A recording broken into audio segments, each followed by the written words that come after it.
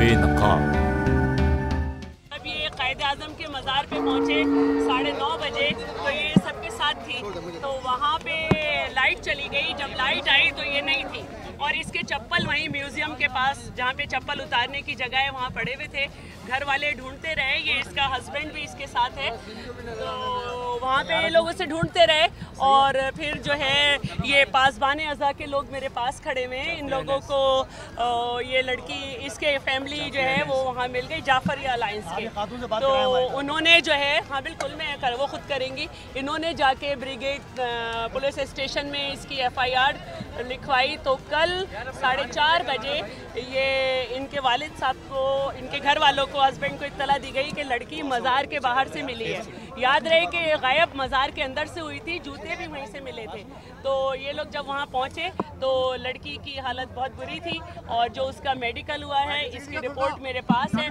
Medical में भी उसने यही लिखा है कि लड़की के साथ ज़्यादती की गई है, वो बोल नहीं सकती, वो बात नहीं कर सकती, सर में दर्द है, प्यूपिल डायलेटेड है। लेकिन लड़की को ना हॉस्पिटल में एडमिट किया गया और ना ही, और उसको लिखा हुआ है कि बहुत ज़्यादा नशे की हालत में है। उसके बाद ये 1 बजे इसका मेडिकल हुआ, वहाँ से मैं इसको जिन्ना हॉस्पिटल ले गई। जब मैं जिन्ना हॉस्पिटल ले गई तो 5:20 हुए थे। 5:20 पे भी उन्होंने ये रिपोर्ट दी है कि ये डिससेंटिमेंटेड है। तो मुझे ये नहीं समझ आया कि पुलिस ने इसके क्या स्टेटमेंट लिए, जब एक लड़की जो कि 4:30 बजे जो है वो मिली थी और वो जो है मुस्तकिल वो एक बेहोशी की सी कैफियत में थी, तो पुलिस ने उसको एडमिट क्यों नहीं किया गया?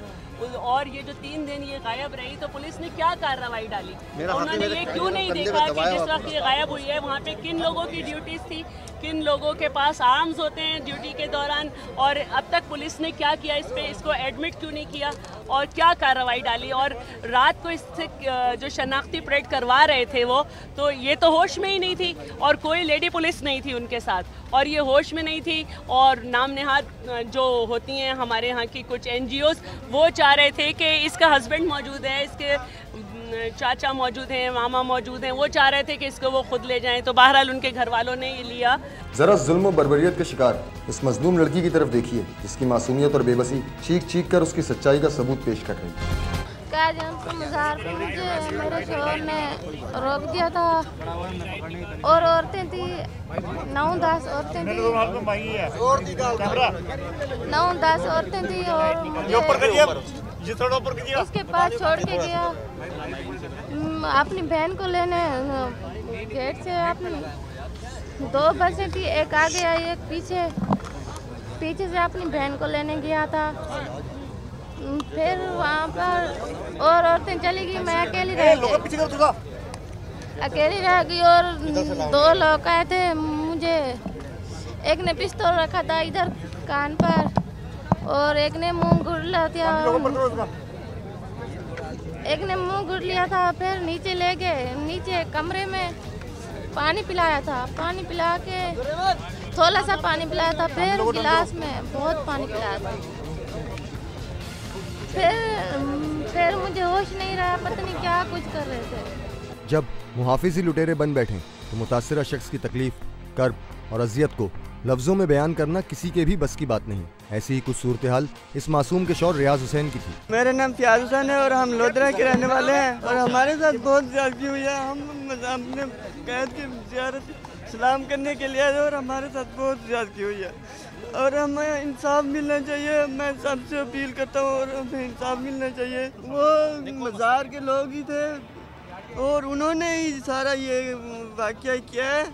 तो बात यूँ है कि हम लोग आए मज़ार पर, तो फिर मैंने इन्हें कहा कि आप यहाँ रुकें और कुछ और औरतें भी थीं, तो फिर ये मेरे कहने पर वहाँ रुकी रहीं। तो लाइट नहीं थी, मैंने कहा कि मैं अपनी बाजी को जो गेट पर खड़ी है लेने जा रहा हूँ, तो हम इकट्ठे ही चलेंगे।